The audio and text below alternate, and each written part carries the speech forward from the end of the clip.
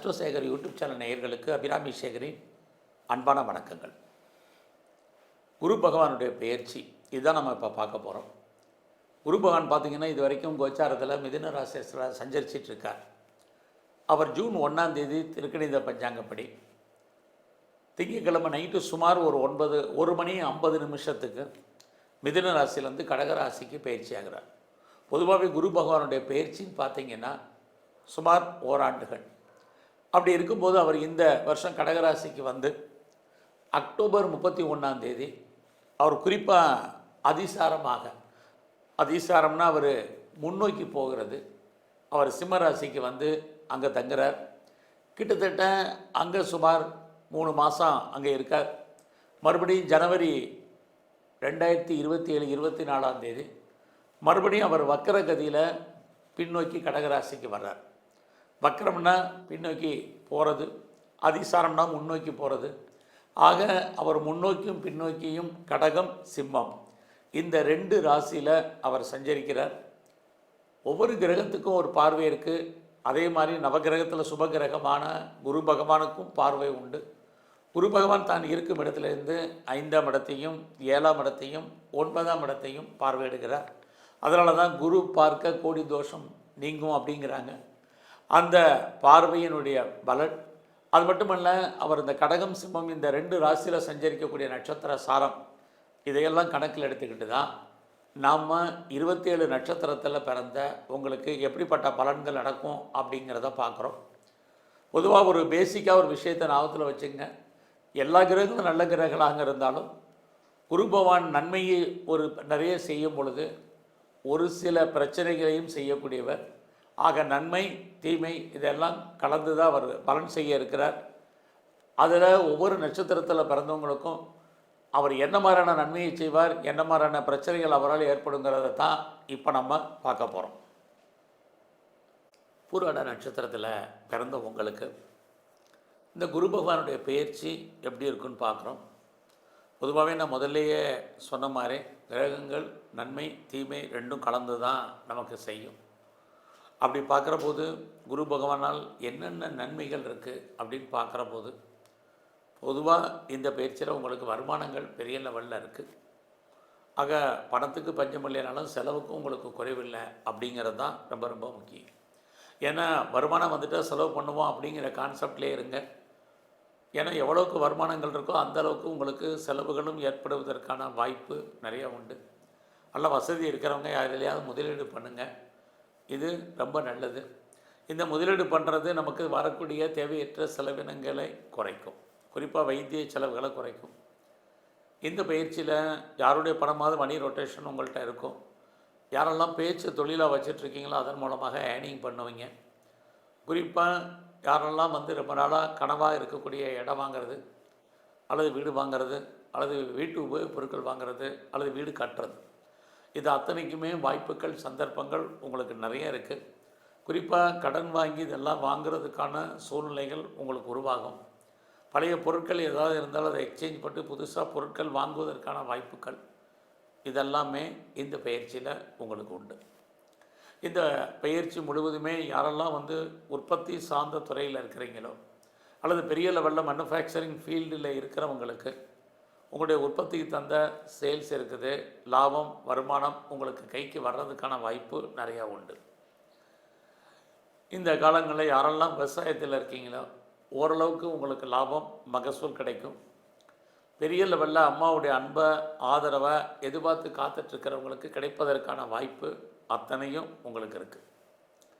ரொம்ப நாளாக நான் பிஆருக்கு அப்ளை பண்ணியிருக்கேன், க்ரீன் கார்டுக்கு அப்ளை பண்ணிட்டு வெயிட் பண்ணிகிட்ருக்கேன், சிட்டிசன்ஷிப்புக்கு அப்ளை பண்ணியிருக்கேன், அது வருமா எப்போ வரும் தெரியலன்னு யாரெல்லாம் ஃபீல் பண்ணுறீங்களோ உங்களுக்கு அது வர்றதுக்கான வாய்ப்புகள் நிறைய உண்டு. அது மட்டுமல்ல, பெரிய லெவலில் நீங்கள் வந்து வெளிநாட்டு தொடர்புகள் உங்களுக்கு அத்தனையும் ஃபேவரபுளாக இருந்துக்கிட்டே இருக்கும். லைஃப்பில் நீங்கள் முற்றிலும் புதிய சூழ்நிலைகள் புதிய இடங்களில் வாழ்க்கை நடத்துவதற்கான வாய்ப்பு இது அத்தனையும் உங்களுக்கு உண்டு. அது இல்லாமல் நான் ஃபர்தராக நான் ரிசர்ச் பண்ணுறேன், பிஹெச்டி பண்ணுறேங்கிறவங்களுக்கு நீங்கள் உங்கள் கோர்ஸை கம்ப்ளீட் பண்ணுறதுக்கு பாசிபிலிட்டிஸ் நிறைய இருந்துக்கிட்டே இருக்குது. இந்த பயிற்சியில் உங்களுடைய ஜாப் எப்படி இருக்குது, ப்ரொஃபஷன் உங்களோட கரியர் எப்படி இருக்குங்கிறத பார்க்குறோம். நீங்கள் எந்த வேலையில் இருந்தாலும் சரி, கவர்மெண்ட்டாக இருக்கட்டும், ப்ரைவேட் செக்டாக இருக்கட்டும், எனி அதர் ரெஃபைட்டட் கன்சர்னில் நீங்கள் ஒர்க் பண்ணுறதாக இருந்தாலும் உங்களோட கெரியரில் கொஞ்சம் எஃபர்ட் கொடுங்க, ரொம்ப ரொம்ப முக்கியம். பொதுவாக வேலை இருக்கானுங்கிறத மட்டும் இந்த பயிற்சியில் பாருங்கள். நான் பெர்மனெண்ட்டு ஜாபில் இருக்கேன் அப்படின்லாம் ஃபீல் பண்ண வேண்டாம். அப்படி பார்க்குற போது நீங்கள் எந்த வேலையில் இருந்தாலும் ஒரு அன்சாட்டிஸ்ஃபைடு என்பது இருக்குது. வேலையில் எஃபர்ட் கொடுங்க, அப்போ தான் உங்களுக்கான ரெக்கக்னைஸ் கண்டிப்பாக கிடைக்கும். இல்லைன்னா எல்லாமே கிடைக்கிற மாதிரி ஒரு தோற்றம், அதில் நிறைய ஸ்ட்ரகிள், பிரச்சனை, போராட்டம் அத்தனையும் இருக்குது. ஸோ வேலையில் யாரையும் பேசிக்கலாக நீங்கள் நம்பாதீங்க. உங்களுடைய சுப்பீரியராக இருக்கட்டும், கொலீக்ஸாக இருக்கட்டும், சப்பார்டினேட்டாக இருக்கட்டும், யாருமே உங்களுக்கு ஏதோ ஒரு விதத்தில் கோஆப்ரேட் பண்ணுறதுக்கான வாய்ப்பு ரொம்ப ரொம்ப குறைவு. அவர்களால் நமக்கு தேவையற்ற பிரச்சனைகள், போராட்டங்கள், மன வருத்தங்கள், வெளியே சொல்ல முடியாத பிரச்சனைகள், இதையெல்லாம் ஃபேஸ் பண்ணுறதுக்கான வாய்ப்பு நிறையா இருக்குது. யாருக்கெல்லாம் பெருசாக கடன் இருக்கோ நீங்கள் ஹெல்த்தை பற்றி கவலைப்படாதீங்க. இல்லைன்னா கடனை கிரியேட் பண்ணுங்கள். கடன் குறைஞ்சவங்களுக்கு உடல் ஆரோக்கியம் பாதிப்படையும். ஸோ அது மட்டுமல்ல, உங்களுக்கு தேவையற்ற கிரானிக் டிசீஸ் ஏற்படுவதற்கான வாய்ப்பு, நோயினால் பெரிய லெவலில் வைத்திய செலவுகள் ஏற்படுவதற்கான சூழ்நிலைகள், வாழ்க்கையில் எல்லாம் இருந்தால் கூட இல்லாத மாதிரியான ஒரு சுச்சுவேஷன், இது அத்தனையுமே உங்களுக்கு இந்த பயிற்சியில் இருக்குது. ஆக நன்மை தீமை கலந்து தான் புராட நட்சத்திரத்தில் பிறந்தவங்களுக்கு செஞ்சிட்ருக்காரு. அதனால் கொஞ்சம் பொறுமை, நிதானமாக இருங்க.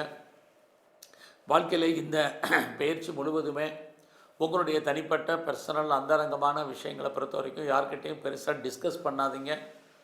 இது ரொம்ப ரொம்ப உங்களை பொறுத்த வரைக்கும் முக்கியம். குழந்தைக்காக ட்ரீட்மெண்ட் எடுத்துக்குவாங்க, குழந்தைக்காக எதிர்பார்த்து காத்திருக்கிறவங்க கொஞ்சம் வெயிட் பண்ணுங்கள். சுபகாரியங்கள், சுப நிகழ்ச்சிகள் நடக்கிறதுல நிறைய தடைகள் அதுக்கப்புறம் தான் நடப்பதற்கான சூழ்நிலைகள் இருக்குது. உங்களுடைய குழந்தைகள் இருந்தால் கவனமாக இருங்க. குழந்தைகளுக்காக செலவு பண்ண வேண்டிய சூழ்நிலை, குழந்தைகள் உங்களை விட்டு பிரிஞ்சு இருக்க வேண்டிய காலம், அல்லது அவர்களை விட்டு நீங்கள் ஏதோ ஒரு விதத்தில் பிரிவதற்கான சூழ்நிலைகள் அத்தனையும் உங்களுக்கு இருந்துகிட்ருக்கு. உங்களுடைய நீண்ட தூர பிரயாணத்தில் ஒரு பிரேக் ஏற்பட்டு உங்களுடைய ஜேர்னி தொடர்வதற்கான வாய்ப்பு. குறிப்பாக இந்த பயிற்சி முழுவதுமே அப்பாவுடைய உடல் ஆரோக்கியத்தில் ரொம்ப கவனம், இது அத்தனையும் உங்களுக்கு இருந்துகிட்ருக்கு. இந்த காலங்களில் யாருக்கெல்லாம் இது வரைக்கும் திருமணம் டிலே ஆகிட்டுருக்கோ, மேரேஜுக்கான வாய்ப்பு, அதுவும் கடுமையான போராட்டத்துக்கு திருமணம் நடப்பதற்கான வாய்ப்புகள் இருக்குது. உங்களுக்கு லவ் அஃபேருக்கான பாசிபிலிட்டிஸ் ரொம்ப கம்மி. ஒருவேளை அஃபேர் இருந்தாலும் உங்களுடைய லவ் பிரேக்கப் ஏற்படுவதற்கான சூழ்நிலைகள், லவ் சக்ஸஸ் ஆகி மேரேஜ் முடியல நிறைய ஸ்ட்ரகிள், இது அத்தனையும் உங்களுக்கு உண்டு. ஸோ இந்த காலங்களில் உங்களோட ஹையர் எஜுகேஷனில் நிறைய பிரேக் இருக்குது. எஜுகேஷனில் கவனம். யாரெல்லாம் வெளிநாடு தொடர்புகளில் நிறைய தடைகள், இது அத்தனையும் இருக்குது. பிஸ்னஸ் பொறுத்த வரைக்கும் உங்களுக்கு பிஸ்னஸ் இல்லாமல் இல்லை. பிஸ்னஸில் நார்மல் இன்வெஸ்ட்மெண்ட்டை பண்ணுங்கள். உங்களுக்கு தொழில் தகராறு, தொழில் நிச்சயமற்ற தன்மை, அதுக்காக தொழில் இல்லாமல் இல்லை, விட்டு விட்டு நடப்பதற்கான வாய்ப்புகள் இருக்குது. பார்ட்னர்ஷிப்போடு பிஸ்னஸ் பண்ணிங்கன்னா பார்ட்னர் லாபம் அடைவா, நீங்கள் நஷ்டமடைவீங்க. உங்களுடைய மன வாழ்க்கை பெரிய லெவலில் ஹாப்பி மேரி லைஃபாக இந்த பயிற்சியில் இல்லை. ஸோ இந்த காலங்களில் நீங்கள் அரசியலில் இருந்தீங்கன்னா அடக்கி வாசிங்க. எதிரிகளை நீங்கள் ஜெயிக்கிற மாதிரி ஒரு தோற்றம் சுமாராக இருக்குது. ஏதாவது வழக்குகள் இருந்தால் அந்த ஹேரிங்கை எக்ஸ்டெண்ட் பண்ணுங்கள். நம்ம ஜெயிக்கிற மாதிரி ஒரு தோற்றம், ஜெயிக்கல நிறைய ஸ்ட்ரகிள் இருக்குது. கவர்மெண்ட் சம்மந்தப்பட்ட அத்தனை விஷயங்கள்லையும் அடக்கி வாசிங்க. எல்லாத்துலேயுமே நம்ம ஜெயிக்கிற மாதிரி ஒரு தோற்றம் சுமார்.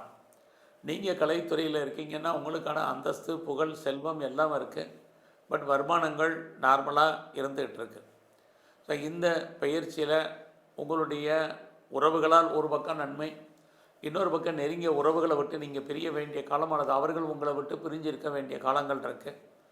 இந்த காலங்களில் யூக வணிகங்களில் பொறுமையாக நிதானமாக இன்வெஸ்ட்மெண்ட் பண்ணுங்கள்.